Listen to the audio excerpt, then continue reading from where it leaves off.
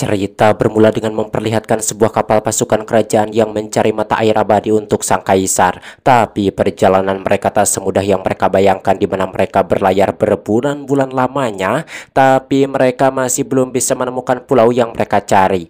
Sementara stok makanan telah habis yang membuat mereka semua kelaparan. Lantas sang gubernur bernama Gao pun menyuruh membunuh salah satu tahanan untuk dijadikan makanan. Namun salah seorang bernama Yan Li menolak untuk melakukan kanibalisme. 亦有之，斩立决。同类相食与禽兽无异。老子等不了了。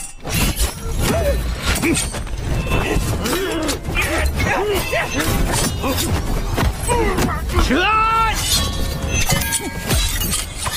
Tapi sang gubernur mengeluarkan medali kerajaan dan mengatakan kalau apapun yang dirinya katakan adalah perintah raja. Melihat medali kerajaan yang dipegang oleh gubernur, Yan Li pun langsung tunduk lalu berniat membunuh tahanan itu yang bernama Apu. Namun tiba-tiba kapal mereka terguncang hebat dan saat mereka keluar, alangkah kagetnya mereka ketika melihat seekor naga yang sangat besar dan langsung memporak-porandakan kapal mereka.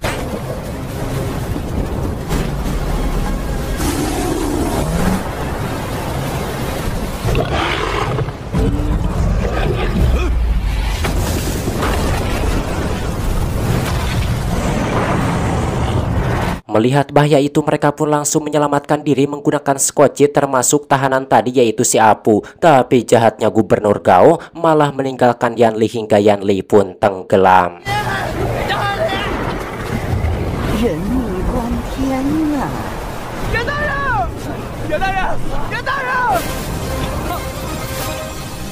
Dan saat Yan Li tenggelam, naga itu sudah berada di depannya. Tapi beruntungnya tiba-tiba Putri Duyung datang dan langsung bernyanyi di depan naga itu, yang membuat naga itu langsung pergi.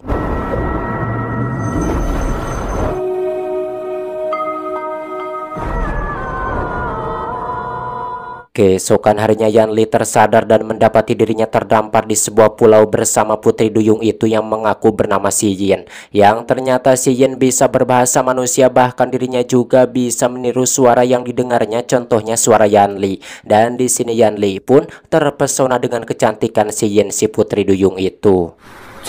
这小名叫严烈，我叫西耶。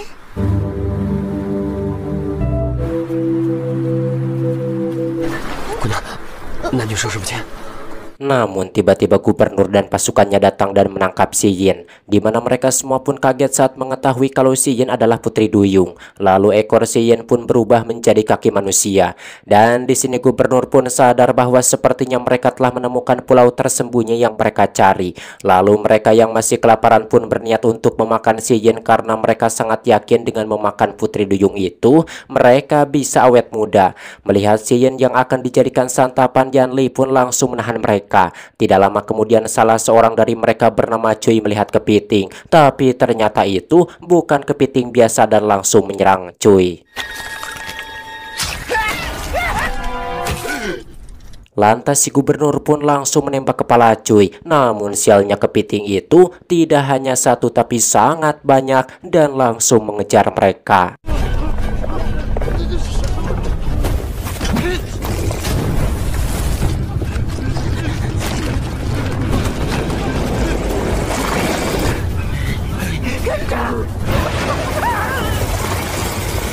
Yan Li yang melihat kepiting itu takut mendekat ke arah pepohonan, segera menyuruh mereka semua masuk ke dalam hutan.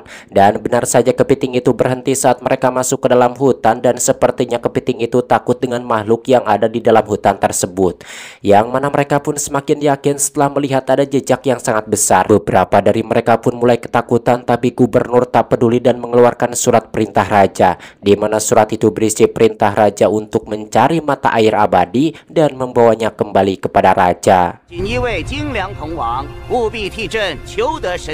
Selain itu, gubernur Gao juga mengeluarkan sebuah catatan tentang Laksamana Zeng yang beberapa ratus tahun lalu pernah menemukan pulau tersebut. Dan Zeng meyakini ada mata air kehidupan di pulau itu. Yang mana hal tersebut juga dibenarkan oleh Si Yin karena ibunya dulu pernah bercerita kalau ada sekelompok manusia pernah datang ke pulau itu. Makanya para Putri Duyung bisa berbahasa manusia. Lalu gubernur pun memerintahkan Si Yin untuk untuk membawa mereka ke sana. Tapi Xian menolak karena tempat itu dijaga oleh sang naga. Karena menganggap kalau Putri Duyung itu tak berguna, si Gao pun berniat membunuhnya. Namun Yan Li mengatakan kalau Xian bisa membantu mereka untuk mengalahkan sang naga karena nyanyian suara duyung itu bisa membuat naga lemah. Akhirnya si gubernur pun setuju dan mereka kembali melanjutkan perjalanan.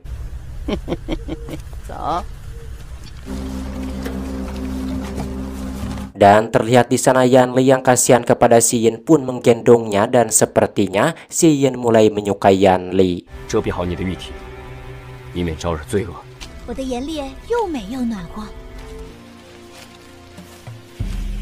Tak lama kemudian salah satu dari mereka bernama Chen diterkam oleh sesuatu yang mengerikan, tapi mereka tak menyadari hal itu karena begitu cepat. 严大人，你几次三番的救了我。照顾好喜云姑娘。哎，大人你放心， 男女授受不亲。 Setelah itu mereka menemukan sesuatu yang berbentuk aneh semacam buah ginseng yang besar yang diselimuti oleh air. Dan di sini mereka pun sangat yakin kalau itu pasti adalah ginseng yang bisa memberikan awet muda bagi yang memakannya. Lantas si Algojo yang bernama Endi yang sudah tidak sabar pun mencoba menyentuhnya yang membuat tangannya terasa terbakar. Rupanya itu adalah naga yang sedang menikmati santapannya dan ternyata yang sedang disantapnya itu adalah Chen yang tiba-tiba hilang tadi. Lalu mereka meminta si Putri Duyung untuk bernyanyi agar mereka bisa membunuh naga itu. Tapi Xian mengatakan kalau dirinya tidak bisa bernyanyi sekarang karena hanya bisa bernyanyi 1 hari sekali. Dan jika dirinya bernyanyi lebih dari 1 kali maka Xian bisa kehilangan suaranya untuk selamanya. Oleh karena itu akhirnya mereka pun segera berlari ke arah gua untuk menyelamatkan diri.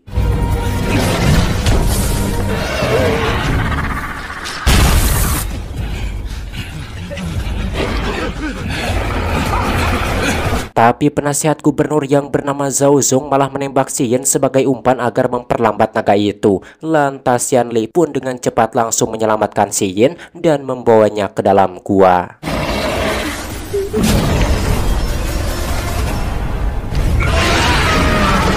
Di sini Yan Li pun sangat marah pada Zhao Zong karena telah menembak Xian dan dirinya pun langsung menghajarnya hingga pertarungan pun tak terhindarkan.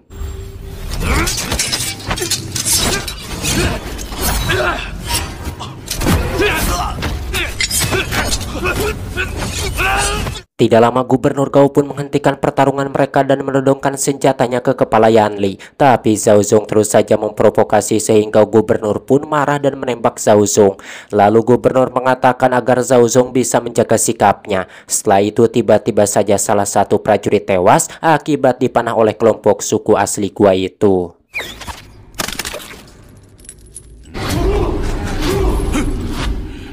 Mereka pun menjadi takut dan terancam. Lalu Xian yang bisa berbicara bahasa suku tersebut pun mengatakan kalau dirinya adalah Putri Duyung. Mendengar itu mereka pun langsung berlutut karena menganggap Putri Duyung itu adalah dewa. Hingga mereka semua pun selamat dan dijamu oleh penduduk asli gua itu. Bahkan Xian juga diobati oleh suku itu dan sekarang dirinya sudah bisa berjalan normal.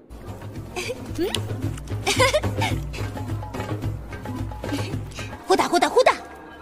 Huda, huda, huda, huda.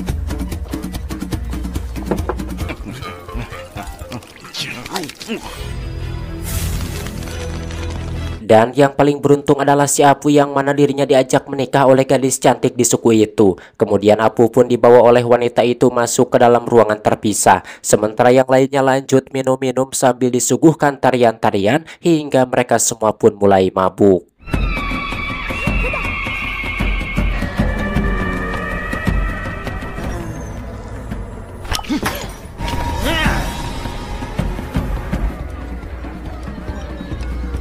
Tidak lama kemudian Yan Li memarahi Xian yang juga ikut minum-minum karena hal itu membuat luka Xian susah kering. Kemudian Yan Li pun mengikat kembali luka Xian tapi tanpa sengaja ikatannya terlalu kuat yang membuat Xian menangis dan air matanya berubah menjadi mutiara. Lantas Yan Li pun memberinya sebuah permen hingga akhirnya Xian pun berhenti menangis karena baru pertama kalinya dirinya merasakan manisnya sebuah permen. 不然流什么？流眼泪啊！眼泪是什么？ Lalu Yan Li pun bercerita tentang masa lalunya pada Xian bahwa dirinya pernah membunuh orang-orang lemah karena perintah raja. Dan yang paling disesali dirinya pernah menghabisi anak kecil yang tak berdaya karena memang itu adalah tugasnya. Melihat Yan Li yang bersedih, Xian pun berniat menciumnya, tapi Yan Li mengatakan tidak seharusnya Xian menciumnya karena mereka belum suami istri. Namun Xian berharap kalau Yan Li lah yang menjadi suaminya kelak. 对其他男人如此轻浮。丈夫是什么？ Di sisi lain ternyata ada yang tak beres di mana saat gubernur dan pasukannya mulai mabuk, semua orang-orang dari suku itu berteriak keras lalu mulai menyerang dan berusaha membunuh mereka semua.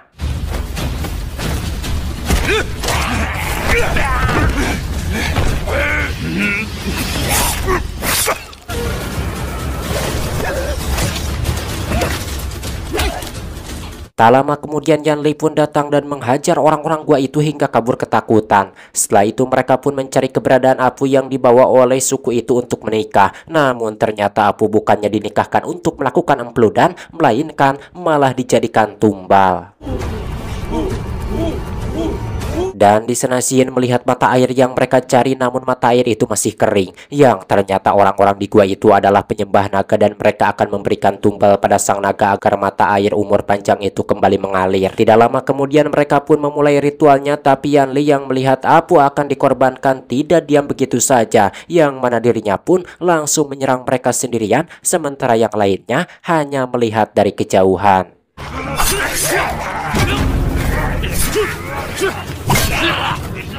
Melihat Yan Li yang kewalahan, Xian pun ingin menolongnya, tapi dirinya malah ditahan oleh Zhao Zong. Hingga akhirnya Xian pun meniru suara naga itu untuk menyelamatkan Yan Li. Dan orang-orang gua yang mendengar suara itu pun langsung kabur dari sana karena mereka mengira kalau naga telah datang. 与我何干？带着鲛人捉斩杀蛟龙，夺得是放给我，放给我，放给我！ Dan tanpa diduga gubernur yang licik itu malah mengikat Yan Li dan Apu untuk dijadikan tumbal agar mata air itu mengalir. Dan tidak butuh waktu lama sang naga pun benar-benar datang. Lalu gubernur pun memanfaatkan rasa cinta Xian untuk menyelamatkan kekasihnya. Dengan melihat Yan Li akan menjadi santapan naga, Xian pun tak punya pilihan lain selain bernyanyi untuk menaklukkan sang naga meski itu akan membuatnya sekarat.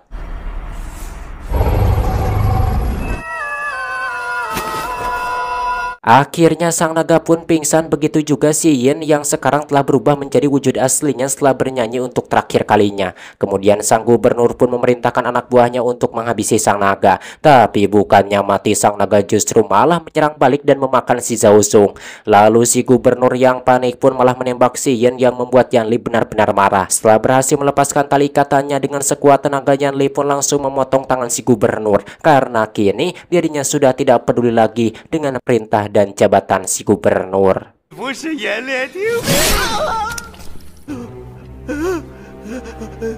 Namun ketika Yan Li hendak membunuhnya, sang naga datang menghantam Yan Li. Dan di situ Yan Li menyadari bahwa batu yang ada di altar ternyata meriam, lalu dirinya pun menyuruh si Apu untuk mengumpulkan semua peledak. Sementara Yan Li sendiri memancing naga itu dan mengarahkannya ke arah meriam hingga akhirnya naga itu pun mati.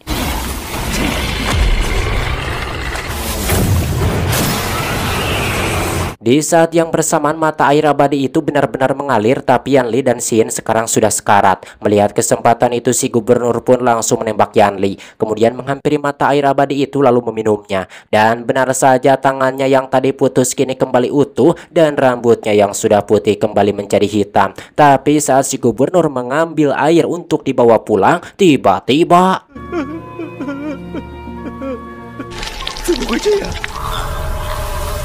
ternyata pulau itu tidak membiarkan keabadian keluar dari sana. Dan saat itu juga seketika pulau itu tenggelam dan menghisap semua yang ada ke dalam lautan. Melihat Yan Li yang akan mati tenggelam, Xian yang tidak mau kekasihnya tewas pun akhirnya mengeluarkan kekuatan terakhirnya yang membuat Yan Li selamat. Tapi pada akhirnya Xian lah yang tewas. Setelah lama mengapung, Yan Li dan Apu pun diselamatkan oleh warga setempat. Tapi di sini Yan Li masih terlihat sedih akibat kematian kekasihnya.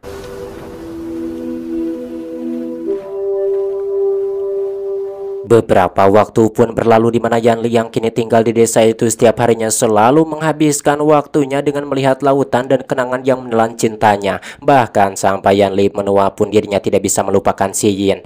Sementara Apu benar-benar setia menemani Yanli hingga sekarang. Dikarenakan Apu merasa berhutang nyawa pada Yanli karena Yanli telah berkali-kali menyelamatkan hidupnya. Maka dari itu Apu pun memutuskan untuk menemani Yanli sampai akhir hayatnya. Hingga di suatu hari seperti biasanya Apu mengajak Yanli untuk memancing ke tengah lautan. Dan di hari itu tiba-tiba Yanli mendengar suara nyanyian yang sudah lama tak pernah dirinya dengar. Dan saat Apu menoleh ke belakang dirinya sudah tak melihat Yanli lagi. Tentu saja hal itu membuat Apu sangat merasa sedih karena tidak mau kehilangan sahabat sejatinya. Sementara itu Yanli kelihatannya bertemu lagi dengan si Yin pujaan hatinya dan mereka menikah di negeri Putri Duyung hingga memiliki anak 2 lusin.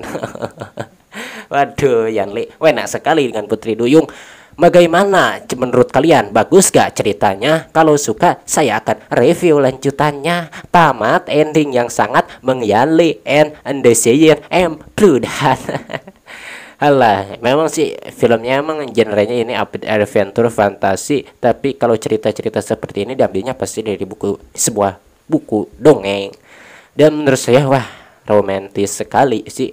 Cinta sejatinya siapa itu si Yanli sama si Neng si Yin. Oke, akhiri saja saya Boy pamit dari ruang dengar Anda. Sampai berjumpa kembali di video selanjutnya.